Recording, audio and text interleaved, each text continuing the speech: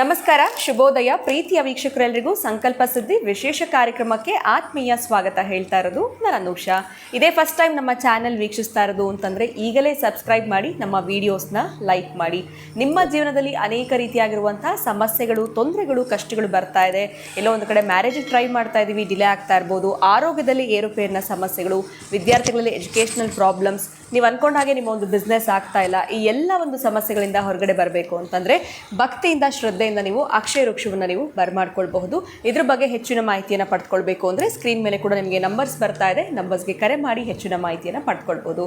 ಇನ್ನು ಪ್ರತಿನಿತ್ಯ ಹಲವಾರು ವಿಚಾರಗಳ ಬಗ್ಗೆ ನಮಗೆ ವೇದ, ಶಾಸ್ತ್ರ, ಪುರಾಣ, ಜ್ಯೋತಿಷ್ಯ, ವಾಸ್ತು, ಪರಿಹಾರಗಳ ಬಗ್ಗೆ ತಿಳಿಸ್ಕೊಡೋದಕ್ಕೆ ಕಾರ್ಯಕ್ರಮದಲ್ಲಿ ನಮ್ಮ ಜೊತೆಲಿದ್ದಾರೆ ಸ್ಪಿರಿಚುವಲ್ ಗುರು ಡಾಕ್ಟರ್ ವಿಷ್ಣುದತ್ತ ಗುರುಜಿಯವರು. ಗುರುಗಳನ್ನ ಇವತ್ತಿನ ಕಾರ್ಯಕ್ರಮಕ್ಕೆ ಬರ್ಮಾಡ್ಕೊಳ್ಳೋಣ. ನಮಸ್ತೆ ಗುರುಗಳೇ, ಕಾರ್ಯಕ್ರಮಕ್ಕೆ ಆತ್ಮೀಯ ಸ್ವಾಗತ. ಗುರುಗಳೇ, ಪ್ರತಿನಿತ್ಯ ಕೂಡ ನಮಗೆ ಸಾಕಷ್ಟು ವಿಚಾರಗಳ ಬಗ್ಗೆ ತಿಳಿಸ್ಕೊಡ್ತಾ ಬಂದಿದ್ದೀರಾ. ಇವತ್ತಿನ ಪ್ರಶ್ನೆ ಏನು ಅಂತಂದರೆ, ಎಲ್ಲೋ ಒಂದು ಕಡೆ ನಾವು ಕಳೆದ ಕೆಲವು ದಿನಗಳಿಂದ ನೋಡ್ತಾ ಇದ್ದೀವಿ, ದಿಢೀರಂತ ಕೆಲಸದ ತೆಗೆದುಬಿಡ್ತಾ ಇದ್ದಾರೆ. ಅದು ಯಾವುದೇ ರೀತಿಯಾಗಿರುವಂಥ ಒಂದು ಪ್ರೈವೇಟ್ ಕಂಪ್ನಿ ಆಗಿರ್ಬೋದು, ಸಾಫ್ಟ್ವೇರ್ ಅಥವಾ IT ಅಂಥದ್ದೇ ಇರಲಿ, ಎಲ್ಲೋ ಒಂದು ಕಡೆ ಕೆಲಸ ಹೊರಟೋಯ್ತು, ನಮ್ಗೆ ಯಾವುದೇ ರೀತಿಯಾಗಿರುವಂಥ ನೋಟಿಸ್ ಕೊಟ್ಟಿರಲಿಲ್ಲ, ಸಡನ್ನಾಗಿ ಕೆಲಸದ ತೆಗೆದ್ರು ಅಂತ. ಸೊ ಈ ರೀತಿ ಆಗೋದಕ್ಕೆ ಕಾರಣಗಳು ಏನಿರ್ಬೋದು? ಎಲ್ಲೋ ಒಂದು ಕಡೆ ಈ ಯುಗಾದಿ ಆದ ನಂತರ ಕೂಡ ಈ ಸಮಸ್ಯೆಗಳನ್ನ ಹೆಚ್ಚಾಗಿ ಕೇಳ್ತಾ ಇದ್ದೀವಿ ಅಂತ ಹೇಳ್ಬೋದು. ಇದು ಹೀಗೆ ಕಂಟಿನ್ಯೂ ಆಗತ್ತಾ ಅಥವಾ ಎಲ್ಲೋ ಕ್ಷಣಕ್ಕೆ ಮಾತ್ರ ಹೋಗಿದೆಯಾ, ಮತ್ತೆ ಎಲ್ಲ ಸರಿ ಹೋಗುತ್ತಾ, ಮೊದಲಿನಂತೆ ಆಗತ್ತಾ? ಏನು ಹೇಳ್ತೀರಾ ಗುರುಗಳೇ ಈ ಬಗ್ಗೆ? ಓಂ ವಿಶ್ವಸ್ಮೈ ನಮಃ. ನನ್ನ ಪ್ರೀತಿಯ ಬಂಧುಗಳೇ, ಆಯುರಾರೋಗ್ಯ ಐಶ್ವರ್ಯಾಭಿವೃದ್ಧಿರಸ್ತು. ನೀವು ಕೇಳೋ ಪ್ರಶ್ನೆ ಅದ್ಭುತವೇ ಸರಿ. ಇದು ಒಂದು ರೀತಿಯ ಕಾಲಜ್ಞಾನ. ಯಾವಾಗ, ಯಾರಿಗೆ, ಎಲ್ಲಿ, ಎಷ್ಟು, ಏನು, ಹೇಗೆ ಅನ್ನೋದು ಲಿಖಿತವಾಗಿರುತ್ತೆ. ಮೊದಲೇ ತಾಯಿಯ ಗರ್ಭದಲ್ಲಿ ಮಗು ಇರೋವಾಗಲೇ ಭಗವಂತ ಅನ್ನುವ ಬರ್ತ್ ಪೇಜನ್ನು ಫಿಲ್ ಮಾಡಿರ್ತಾನೆ, ಆಫ್ಟರ್ ಡೆತ್ ಪೇಜನ್ನು ಕೂಡ ಫಿಲ್ ಮಾಡಾಕಿರ್ತಾನೆ ರೀ. ಇನ್ನು ಉಳಿರ್ತಕ್ಕಂತಹ 100 ಪುಟಗಳಲ್ಲಿ 2 ತೆಗೆದ್ರೆ ಇನ್ನು 98 ನಿಮ್ಮದು. ನೀವೇನು ಮಾಡ್ತೀರೋ ಆಯ್ಕೆ ನಿಮಗೆ ಬಿಟ್ಬಿಡ್ತೀವಿ. ಯಾಕೆ ಹೇಳು? ನಿಮಗೆ ಬುದ್ಧಿ ಕೊಟ್ಟಿದ್ದಾನೆ, ಕೈ ಕಾಲು ಕೊಟ್ಟಿದ್ದಾನೆ, ರೂಪರೇಖೆ ಕೊಟ್ಟಿದ್ದಾನೆ. ಯಾಕೆ? ಎಷ್ಟೋ ಜನಕ್ಕೆ ನಡಿಲಿಕ್ಕೆ ಕಾಲೇ ಕೊಡಲಿಲ್ಲ ಅವ. ನಿಮಗೂ ಹಾಗೆ ಮಾಡಿದರೆ ಎಂತ?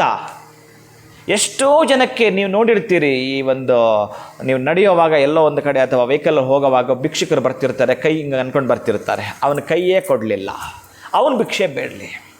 ಇನ್ನೂ ಕೆಲವರಿಗೆ ಈ ಪ್ರಪಂಚ ನೋಡಲಿಕ್ಕೆ ಬಣ್ಣ ಬಣ್ಣವಾಗಿ ಎಷ್ಟೆಲ್ಲ ಬಿಸಿಲು ಹೇಗಿರುತ್ತೆ ರೀ, ಅದನ್ನು ನೋಡ್ಲಿಕ್ಕೆ ಕಣ್ಣು ಕೊಟ್ಟಿಲ್ಲ ರೀ ಎಷ್ಟೋ ಜನಕ್ಕೆ. ಒಂದು ಸಲ ನೀವು ಅವ್ರಾಗ್ರಿ ನೋಡೋಣ, ಒಂದು ಸಲ ನೀವು ಕಣ್ಣು ಮುಚ್ಕೊಂಡು 2 ದಿನ ಕಾಲಹರಣ ಮಾಡಿರಿ ನೋಡೋಣ, 10 ನಿಮಿಷ ಇರಿ ನೋಡೋಣ. ಇನ್ನು ಕೆಲವರಿಗೆ ಗಂಡ ಹೆಂಡತಿ ಇಬ್ಬರು, ಮೊನ್ನೆ ಯಾರೋ ಬಂದಿದ್ರು, ಇಬ್ಬರು ಮೂಗ್ರಿಬ್ರು ಹಿಂಗೆ ಎಂತ ಮಾಡಬೇಕು ಜೀವನ ಗೊತ್ತಿಲ್ಲ. ನೀವು ಹಾಗಾಗಿದ್ದೀರೇನೋ? ಆಗ ಮಾಡಿದರೆ ಏನು ಮಾಡ್ತಿದ್ರಿ? ಇದಕ್ಕೆ ಕಾಲ ಏನು ಉತ್ತರ ಕೊಡುತ್ತೆ ಗೊತ್ತಾ? ಎಲ್ಲವೂ ಕೂಡ ಕಾಲಗರ್ಭನ ಸುಳಿಯಲಿ. ನಿಮಗೊಂದು ಅವಕಾಶವನ್ನು ಕೊಡ್ತಾನೆ, ಸಮಯ ಕೊಡ್ತಾನೆ, ಜೊತೆಗೆ ಬಹಳಷ್ಟು ಮುಖ್ಯವಾಗಿ ಇದರ ಜೊತೆಗೆ ಅವಕಾಶಗಳನ್ನ ಕೊಡ್ತಾನೆ ರೀ. ಯಾರ್ಯಾರ ಜೊತೆ ನೀವು ಹೇಗಿರಬೇಕು ಅಂತಕ್ಕಂಥದ್ದು. ಅದಕ್ಕೆ ಈ ಕಾಲಜ್ಞಾನ ಏನು ಹೇಳುತ್ತೆ ಅಂತಂದರೆ, ನೋಟ್ ದ ಪಾಯಿಂಟ್. ಇನ್ನು 2030, 31, 32 ಅಂದ್ಕೊಳ್ಳಿಯಪ್ಪ, ಅಲ್ಲಿಂದ ಆಚೆಗೆ 200 ಜನ ಕೆಲಸ ಮಾಡ್ತಾರಲ್ಲ, 200ರಿಂದ 250 ಜನ ಎಲ್ಲೋ ಒಂದು ಕಡೆ ಕಂಪ್ನಿಯಲ್ಲಿ ಕೆಲಸ ಮಾಡ್ತಿದ್ದಾರೆ. ಯಾವುದೋ ಒಂದು ದೊಡ್ಡ ಮಟ್ಟದ ಇನ್ಫೋಸಿಸ್ ಕಂಪ್ನಿಯನ್ನು ಅಂದ್ಕೊಳ್ಳೋಣ. ಆ ಇನ್ಫೋಸಿಸ್ ಅಂದ್ರೆ ನಂಗೆ ಜ್ಞಾಪಕ ಬಂತು, ಇದೇ ಇನ್ಫೋಸಿಸಲ್ಲಿ ಬಹುಶಃ 2008-9 ಅನ್ಕೋತೀನಿ, ಆ ಸಂದರ್ಭದಲ್ಲಿ ಏಕಾಏಕಿ ಈ ಷೇರು ಕುಸಿತ ಆಗಿಬಿಟ್ಟು ಸಂಪೂರ್ಣ, ಯಾವಾಗ ಷೇರು ಮಾರುಕಟ್ಟೆ ಕುಸಿತವಾಗುತ್ತೋ ಇದು ದೊಡ್ಡ ಮಟ್ಟದ ನಮಗಿರ್ತಕ್ಕಂಥ ಬಜೆಟ್ ಮಂಡನೆಗಳೆಲ್ಲ ಸಂಬಂಧಪಟ್ಟಾಗಿರ್ತಕ್ಕಂಥ ಕುಸಿತವನ್ನು ಕಾಣ್ತಾವು. ಅಂತಹ ಕುಸಿತಗಳು ಕಂಡಾಗ ಇನ್ನು ಅವರು ಏನು ಮಾಡೋಕ್ಕಾಗಲ್ಲ, ಅವ್ರಿಗೂ ಲಾಭವಿಲ್ಲ ಅಂತಂದಾಗ ಇರ್ತಕ್ಕಂಥ 600 ಜನಕ್ಕೆ ಹೀಗೆ ಸ್ಯಾಲ್ರಿ ಕೊಡಬೇಕು. 100 ಜನಕ್ಕೆ ಅಷ್ಟೇ ಆದಾಯ ಬರ್ತಾ ಇದೆ, ಅಲ್ಲಿ ಬರ್ತಾ ಇರೋದು ಆದಾಯವೇ 100 ಜನಕ್ಕೆ ಆಗೋಷ್ಟು ಅಂತಂದರೆ ಇನ್ನು 600 ಜನಕ್ಕೆ ಸಂಬಳವಾದರೂ ಕೊಡೋದು ಹೇಗೆ? ಆಗ ಅವ್ರ ವಿಧಿ ಇಲ್ಲದೆ ಖಂಡಿತ ನಾವು ಈಗ 2 ಲಕ್ಷ ಯಾರಿಗೆ ಕೊಡ್ತಾ ಇದ್ದೀವಿ ಅವರಿಗೆ ಬರೀ 50,000 ಅಷ್ಟೇ ಕೊಡ್ತೀವಿ ಅಂತ ಅನೌನ್ಸ್ ಆಗುತ್ತೆ. 2 ಲಕ್ಷ ಸ್ಯಾಲ್ರಿ ತೆಗೆದುಕೊಳ್ತಿದ್ದ ಇನ್ಫೋಸಿಸ್ ಕಂಪನಿಯವ ಕೇವಲ 50,000ಕ್ಕೆ ಅನೌನ್ಸ್ ಆದಾಗ ಅವನೇನಾಗ್ತಾನೆ, ಅವನು 2 ಲಕ್ಷ ಅಂತಂದಾಗ ಕಮಿಟ್ಮೆಂಟ್ ಇರುತ್ತೆ ಅವನಿಗೆ. ಇದಕ್ಕಿಷ್ಟು ರೆಂಟ್ ಎಷ್ಟು, ಮಕ್ಕಳ ಫೀಸ್ ಎಷ್ಟು, ಇನ್ನೊಂದು ಲೀಸ್ ಎಷ್ಟು, ಎಷ್ಟೆಷ್ಟೋ ಇರುತ್ತೆ ಅವನದ್ದು. ಆದರೆ ಏಕಾಏಕಿ 50ಕ್ಕೆ ಬಂದಾಗ ಏನು ಮಾಡ್ತಾರೆ? ಎಷ್ಟು ಭಯ ಆಗುತ್ತೆ, ಎಷ್ಟು ಬೇಸರ ಆಗುತ್ತೆ, ಎಷ್ಟು ನೋವಾಗುತ್ತೆ. ನೀವು ಚೆನ್ನಾಗಿ ಕೇಳಿಸ್ಕೋಬೇಕಿದ್ದನ್ನು. ಬಹಳ ಪ್ರಮುಖವಾಗಿ ಇಬ್ಬರು ಇದರಲ್ಲಿ ಮಿತ್ರರಿರ್ತಾರೆ. 2009ರಲ್ಲಿ ಬಹುಶಃ ಅವ್ರು ನನ್ನ ಹತ್ರ ಬಂದು ಹೋದ ವ್ಯಕ್ತಿಗಳು. ಇವತ್ತು ನಾನು ನಿಮಗೆ ಅಡ್ರೆಸ್ ಸಮೇತ ಕೊಡ್ತೀನಿ. ನೀಟಾಗಿ ಅಲ್ಲಿ ಯಾವಾಗ 50,000 ಸ್ಯಾಲ್ರಿ ಅಂತ ಬಂತು, ಬೇಡ ನಮಗೆ ಕೆಲಸ ಬೇಡ ಅಂತ ರಿಸೈನ್ ಮಾಡ್ತಾರೆ, ವಾಪಸ್ ಬರ್ತಾರೆ. ಇಬ್ಬರು ಇಂಜಿನಿಯರಿಂಗ್ ಸ್ಟೂಡೆಂಟ್, ಅದರಲ್ಲಿ ಬಹಳ ಅದ್ಭುತವಾಗಿ ಎಲ್ಲವನ್ನು ತಿಳಿದವರು, ಮಲ್ಟಿಪಲ್ ಟ್ಯಾಲೆಂಟ್ ಇದ್ದ ಆ ಇಬ್ಬರು ಯುವಕರು, ಅವರು ಕೂಡ ಏನು ಎಲ್ಲರೂ ಅಲ್ಲ, ಕರ್ನಾಟಕದ ಚಿಕ್ಕಬಳ್ಳಾಪುರದವರು. ಆಂಧ್ರದಲ್ಲಿ ಸ್ವಲ್ಪ ಕಡಿಮೆಗೆ ಜಮೀನು ಸಿಗುತ್ತೆ. ಆವತ್ತು ಅಲ್ಲೊಂದು 6 ಎಕರೆ ಜಮೀನು ತೆಗೆದುಕೊಂಡು ಅವತ್ತಿನ ಕಾಲಕ್ಕೆ ಇಬ್ಬರು ಕೂಡ ಪಾರ್ಟ್ನರ್ಶಿಪ್ ಆಗಿ ಒಂದು 200 ಕುರಿನ ಪ್ಲ್ಯಾನ್ ಮಾಡ್ತಾರೆ. 200 ಕುರಿ ಇಡುವಂಥದ್ದು ಒಂದು ಶೆಡ್ ಪ್ಲ್ಯಾನ್ ಮಾಡ್ತಾರೆ. ಇವತ್ತು ಅಲ್ಲಿ ಎಷ್ಟಿದೆ ಅಂತಂದರೆ, ಎಷ್ಟಿದೆ ಕುರಿಗಳ ಸಂಖ್ಯೆ ನಾನು ಹೇಳೋದು ಬೇಡ, ಬಹುಶಃ ಇವತ್ತಲ್ಲಿ 135 ಜನ ಕೆಲಸ ಮಾಡ್ತಾಯಿದ್ದಾರೆ. 135 ಜನ ಕೆಲಸ ಕೊಟ್ಟಿದ್ದಾರೆ. ಇವತ್ತು ಅವರ ಅರ್ನಿಂಗ್ಸ್ ಕೋಟಿಗಟ್ಟಲೆ ದಾಟಿದೆ. ನಾನು ಹೇಳ್ತೀನಿ 2009ರಿಂದ ಇಲ್ಲಿ ತನಕ. ಅಂದರೆ ದೇವರನ್ನವನು ಒಂದು ಸಲ ನಿಮಗೆ ಅದೇ ಸುಖಗಳಲ್ಲಿ ಕೊಟ್ಟಿರ್ತಾನೆ, ಒಂದು ಸಲ ಇನ್ನೂ ಅದಕ್ಕಿಂತಲೂ ಕೂಡ ನಿಮ್ಮ ಕರಿಯರನ್ನು ರೂಪಿಸ್ಕೊಳ್ಳಲಿಕ್ಕೆ, ನೀವು 10 ಜನಕ್ಕೆ ಮಾರ್ಗದರ್ಶಕ ಆಗಲಿಕ್ಕೆ, ನೀವು 10 ಜನ ಕೆಲಸ ಕೊಡಲಿಕ್ಕೆ ನಿಮಗೆ ಆ ಕೆಲಸ ತೆಗೆದು ಬಿಡ್ತಾನೆ.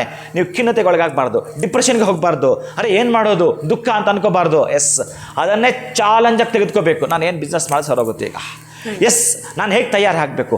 ಒಟ್ಟಾರೆ ಇದು ನನಗೆ ಆಗಿದ್ದು ಖೇದ ಇದೆ, ಬೇಸರ ಇದೆ, ನೋವಿದೆ, ದುಃಖ ಇದೆ, ನನ್ನನ್ನು ಕಾಡುತ್ತಾ ಇದೆ, ತುಂಬ ಫ್ರಸ್ಟ್ರೇಷನ್ಸ್ ಅನುಭವಿಸ್ತಾ ಇದ್ದೇನೆ.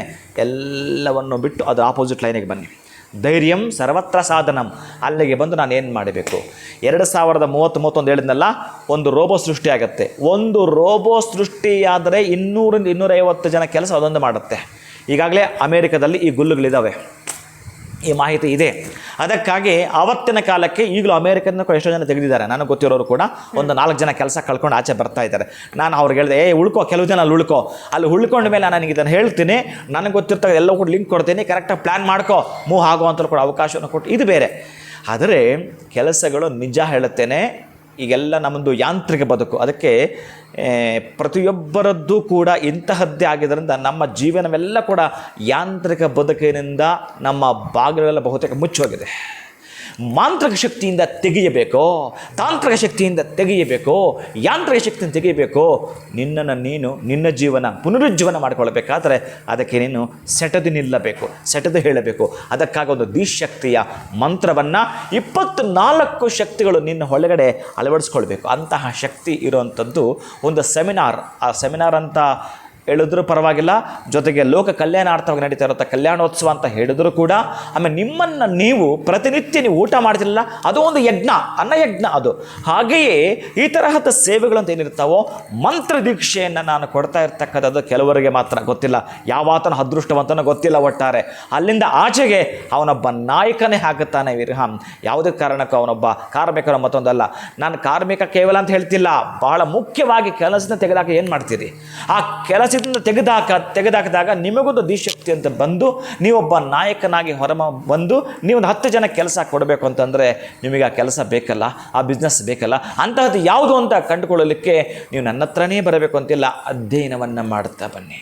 ಯಾವುದೋ ನಿಮ್ಮ ಸುತ್ತ ಇರ್ತಕ್ಕಂಥ ಯಾವುದೊಂದು ಕೆಲವೊಂದು ಇಂಡಸ್ಟ್ರಿ ಇಟ್ಟಿರ್ತಾರೆ, ಅವ್ರನ್ನ ಒಮ್ಮೆ ಪರಿಚಯ ಮಾಡಿಕೊಂಡು ಅವ್ರನ್ನ ಭೇಟಿಯಾಗಿ ಹೇಗೆ ಮಾಡಬೇಕು, ಏನು ಮಾಡಬೇಕು ಅಂತ ಹೇಳಿ ಕಳಂಕರಹಿತವಾಗಿ, ಕಲ್ಮಶರಹಿತವಾಗಿ ನೀವೇನಾದರೂ ಮಾಡ್ತೀರಿ ಅಂತಂದರೆ ಸಮಯವನ್ನು ವ್ಯರ್ಥ ಮಾಡದೆ ಪ್ರತಿನಿತ್ಯ ಅದಕ್ಕೆ ಅಂತ ಕೃಷಿ ಮಾಡಿ, ಪ್ರತಿನಿತ್ಯ ಅದಕ್ಕೆ ಅಂತ ಕೆಲಸ ಮಾಡಿ, ಪ್ರತಿನಿತ್ಯ ಹುಡುಕಾಟ ಮಾಡ್ತಾ ಬನ್ನಿ.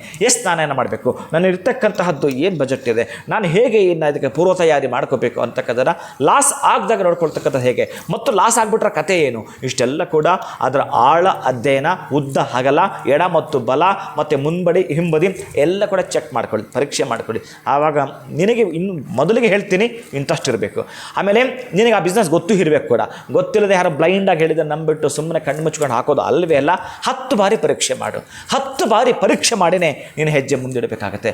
ನನ್ನ ಬಳಿ ಬರಬೇಕಾದ್ರೆ 10 ಸಲ ಯೋಚನೆ ಮಾಡಿನೇ ಬರಬೇಕು. ನಾನು ಎಷ್ಟೋ ಸಲ ಹೋಗಿದ್ದೀನಿ ಎಲ್ಲ ಗುರುಗಳ ಹತ್ರ, ಇಲ್ಲಿ ಫೇಲ್ ಆಗಿದ್ದೀನಿ, ಅಲ್ಲೂ ಆಗಿಬಿಟ್ರೆ ಬರಲೇಬೇಡ. ಆಗ ನಿನ್ನ ಮನಸ್ಸು ಹಂಗೆ ಹೇಳ್ತೋ, ನೋ ಬರಬಾರ್ದವಾಗ ನೀನು ಬರಲೇಬಾರ್ದು ಕೂಡ. ಖುಷಿ ಕೊಡುತ್ತಾ, ನಿನಗೆ ಹೇಳುತ್ತಾ, ಆವಾಗಷ್ಟೇ ನೀನು ಬರಬೇಕಾಗತ್ತೆ. ಅಂತಹದ್ರಲ್ಲಿ ದಿಶಕ್ತಿಯನ್ನು ಪಡ್ಕೊಳ್ಬೇಕು. ಕೆಲಸಗಳನ್ನು ತೆಗೆದಾಕ್ತಿದ್ದಾರೆ. ಯಾಕೆಂತಂದರೆ ಬುಧ ನೀಚನಾದಾಗ ಇನ್ನು ಜ್ಯೋತಿಷ್ಯಕ್ಕೆ ಬರ್ತೀನಿ, ಬುಧ ನೀಚನಾದಾಗ ಇನ್ನು ಕೆಲವರಲ್ಲಿ ನೀಚ ಸ್ಥಾನ ಹತ್ತಿದಾಗ ಬಹಳ ಬಹಳ ಬಹಳ ಬರ್ತವೆ. ಅದೆಲ್ಲವೂ ಕೂಡ ಕಾಲಜ್ಞಾನದಲ್ಲಿ ಬರ್ತಕ್ಕಂತಹದ್ದು. ಏನೇನು ಚಪ್ಪಲಿಗೆ ರಿಮೋಟ್ ಬರುತ್ತೆ ರೀ, ಚಪ್ಪಲಿಗೆ ರಿಮೋಟ್ ಬಂದು ನಾವು ಯಾವ ರೀತಿ ಅಬ್ಬಾ ಕಾರಲ್ಲಿ ಹೋಗ್ಬೇಕಾ, ಅರೆ ಬೈಕಲ್ಲಿ ಅಷ್ಟು ದೂರ ಹೋಗಬೇಕಾ, ಇಂಥ ದಿನಗಳು ಬರ್ತವೆ. ಚಪ್ಪಲಿಗೆ ರಿಮೋಟ್ ಹಾಕ್ಕೊಡು ನಾವು ಹೋಗ್ತೀವಿ, ಪ್ರಯಾಣ ಮಾಡ್ತೀವಿ. ಏಂಜಲ್ಸ್ ಓಡಾಡಲಿಕ್ಕೆ ಕೂಡ ಇದೆ, ಅಂಥವೆಲ್ಲ ಬರ್ತವೆ ಮುಂದಕ್ಕೆ. ಆದರೆ ನೀನು ಈಗ ಬದುಕಿದೆಯಲ್ಲ, ನೀನು ಒಂದು 10 ಜನಕ್ಕೆ ಉಪಯೋಗ ಆಗಬೇಕಲ್ಲ, ಮೊದಲು ನಿನಗೆ ನೀನು ಸರಿ ಹೋಗಬೇಕಲ್ಲ, ನಿನ್ನ ಕುಟುಂಬದ ರಕ್ಷಣೆ ನೀನು ಮಾಡ್ಕೋಬೇಕಲ್ಲ. ಇದನ್ನು ಮಾಡಬೇಕಾದ್ರೆ ದಿ ಮಂತ್ರ ನಿನ್ನ ಜೊತೆಗಿರಬೇಕು. ಖಂಡಿತ ಗುರುಗಳೇ, ಎಲ್ಲೋ ಒಂದು ಕಡೆ ಧೈರ್ಯ ಅನ್ನೋಂಥದ್ದನ್ನ ಕಳ್ಕೊಳ್ಬಾರ್ದು. ಕೆಲಸ ಮಾಡಬೇಕು ಅನ್ನೋ ಒಂದು ಸೋಂಬೇರಿತನ ಇಲ್ಲದೆ ನಾವು ಕೆಲಸ ಮಾಡ್ತೀವಿ ಅಂತಂದರೆ ಓನ್ ಬಿಸ್ನೆಸ್ನಲ್ಲಿ ಕೂಡ ಸಕ್ಸಸ್ ಅನ್ನೋಂಥದ್ದನ್ನ ಕಾಣಬಹುದು ಅಂತ ಒಂದು ಅರ್ಥಪೂರ್ಣವಾಗಿರುವಂಥ ಮಾಹಿತಿ, ಒಂದು ಒಳ್ಳೆ ಟಿಪ್ಸ್ನ ಕೂಡ ತಿಳಿಸ್ಕೊಟ್ಟಿದ್ದೀರಾ. ಬಹಳ ಧನ್ಯವಾದಗಳು ತಮಗೆ. ನಮಸ್ಕಾರ. ಹರೇ ಶ್ರೀನಿವಾಸ.